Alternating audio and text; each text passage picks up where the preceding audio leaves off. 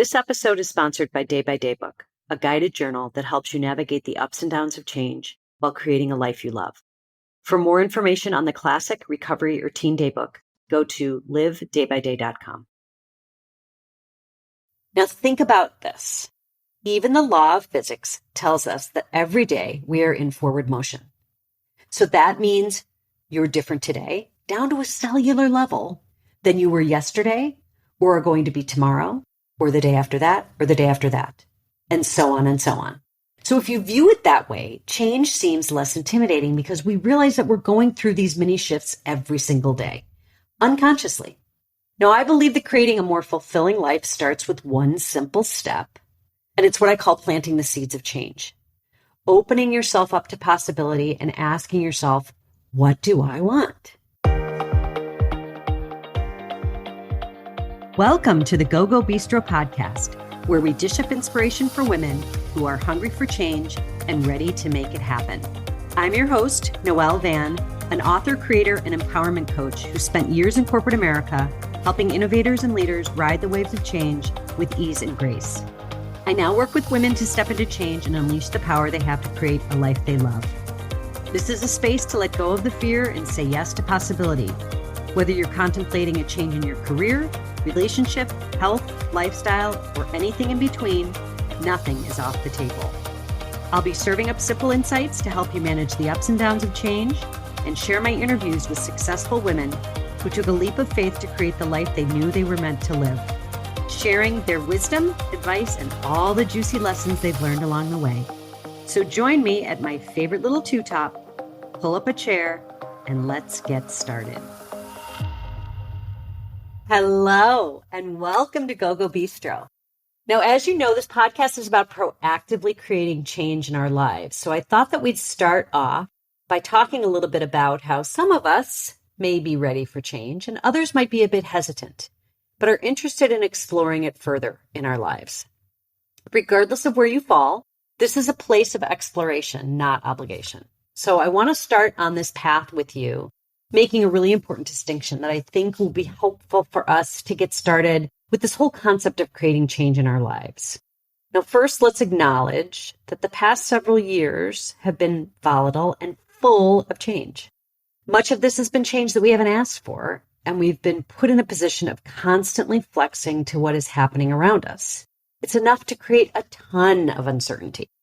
We have faced changes in our health, politics, culture, work, not to mention day-to-day routines and shifts in how we view ourselves, our wants, our needs, the roles we play on a daily basis. And it's caused us to question so many things. This is change, by the way, that we didn't expect. It kind of came out of nowhere. So I would say most change that happens in our lives evolves over time, and often we don't even realize how it transforms us until we're on the other side of it. But I think as we move into this post-pandemic phase, whatever that's going to look like, because I'm not sure we're out of it yet, we'll start realizing just how much it's affected us. So it's no wonder that the thought of stepping into change purposefully may feel, well, less than enticing, especially right now. That's why I want to clarify what I mean when I talk about the subject of this podcast, which is being ready to step into change, to actually make the decision to make it happen. So one key takeaway I want for you is to learn how to make change work for you. Also, when I talk about creating change, it doesn't need to be a big, bad, scary thing. It can be as simple as a shift in perception or a different approach to a conversation with a friend or a loved one, altering your morning routine or your daily exercise. It can be super small, or in cases where profound change needs to happen, it can be far more substantial. But the choice is totally up to you.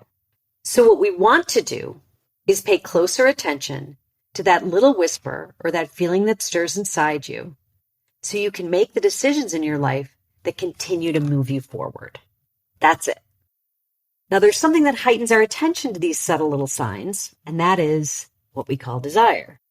So the best thing to get started on this journey is to ask yourself a very simple but very important question. And that is, what do I want? Now, I know this can feel like an intimidating question because it forces you to set expectations, and the potential for disappointment is always there.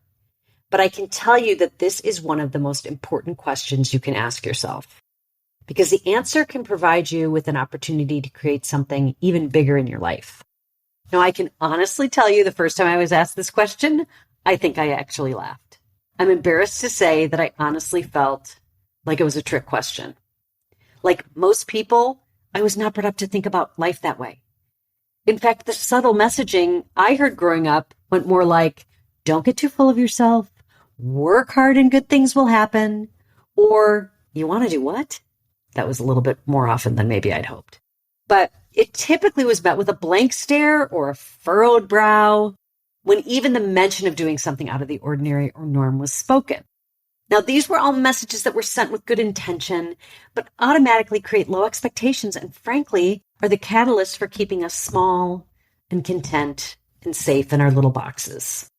Now, every generation has its sets of tapes. And while I'm not here to cast shadows on our mom and dad's parenting skills, especially because these comments are ones they certainly heard from their parents as well, it gets handed down from generation to generation, and it's simply part of life.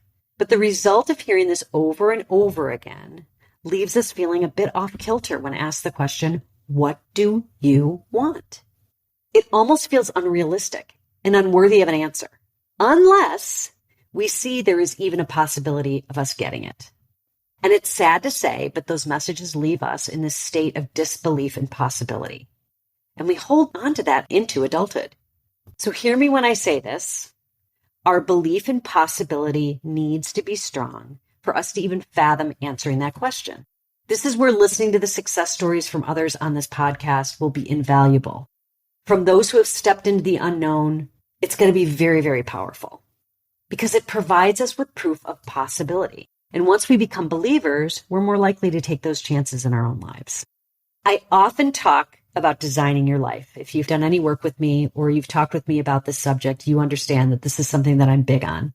And a key thing to grasp is that change starts with the intention to create something better than your current state. So this requires shifting your thinking about those areas in your life that may be draining your energy, feeling toxic or downright painful, and making changes that create the outcomes to support more fulfillment, joy, and well-being. So we're going to be diving into this more along the way, how to recognize and make those mental shifts necessary to take action. But for the time being, let's go back to determining what you want. Now, I have a little exercise for you. It's going to take a little bit of self-reflection and looking at the areas of your life that you know could be better, and also really thinking about what that little voice of intuition is telling you needs to change. It may be super faint, or it could be something that's grown louder and louder over the years, but it's asking for you to pay attention. One thing I will say about intuition is it can be pretty crafty. And by that, I mean it can come and go and direct you to places that you never thought needed to be looked at. And it's something that you often need to listen closely for. I will say my intuition has become stronger as I've quieted my mind and really sat back to listen to what it's had to say. That takes time and an interest to go a bit deeper. This may come to you in the morning before your day kicks into gear, when you're exercising, or for me, it actually happens often when I'm in the shower. I know it's odd, but it's totally true.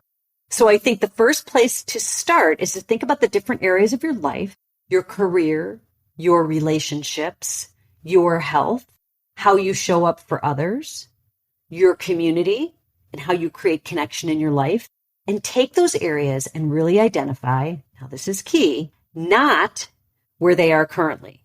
But if you had a magic wand, where do you want them to be? Back to the question, what do you want? Now, I'm not saying you need to dissect everything that's going on in your life right now, but I will tell you that you will likely have an idea of what needs attention. If that's the case, this exercise should be a little bit easier. So as you go through this and contemplate what you really want, the fear of upsetting the apple cart is going to surface. I can guarantee it. Now think about this.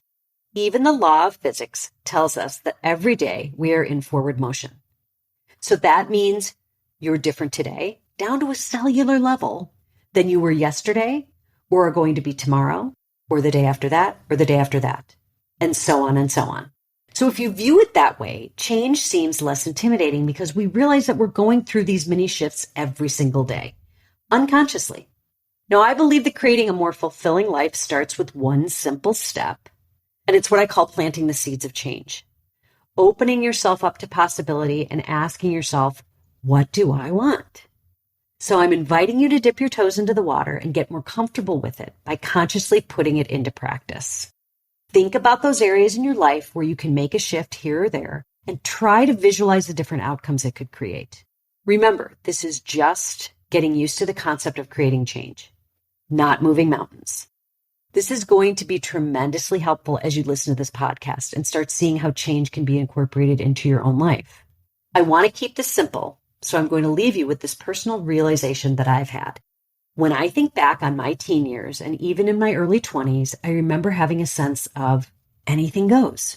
When I moved out to San Francisco at age 23, sight unseen, having no idea what I was doing, I packed up my car with my best friend and we were on our way without a plan. I look back now, many years later, and I laugh at our fearlessness. When I work with women who want to create change in their lives, fear often shows up. And it will with you too. And they tend to revert to good old practical adult wisdom to keep themselves from getting too carried away. And you can almost see the wind come out of their sails. And soon the idea of making something happen goes right out the window. It's the craziest thing, but can happen in an instant. So be aware of this, that your mind has a need to return to safety. That's all it is. Thoughts like, I'm supposed to be practical, or I shouldn't waste time or money on anything that's not a sure thing, are merely belief systems that have been ingrained in us since we were little. So as I leave you today, I invite you to let go a little bit and let your heart lead the way. Don't let the tapes of the past discourage you from dreaming and dreaming big. Replace those thoughts with, what would I do if success was a given? How can I improve how I feel every day? What brings more joy, love, and fulfillment into my life? Will there be potential risk involved? Of course there will be, but let's face it, every day we're here on planet Earth is a risk. Always remember, there are no guarantees in life, so why not do what we can to make our time here the best it can be? Give yourself the opportunity to think about what you want and all the possibility that's out there for you to step into. That's it for now, and until we meet again, take the time to ask yourself this one simple but incredibly critical question. What do I want? And give yourself the grace to answer it honestly. Thanks for listening to the Journeys Through Change podcast. You can find us on Spotify, Apple Podcasts, or really wherever you get your podcasts. And be sure to follow us and leave a review if you've enjoyed this episode. And share it with a friend or on social media to spread the good word, so more women like you can find us and join in on the fun. For more information on the podcast or Day by Day book, go to livedaybyday.com.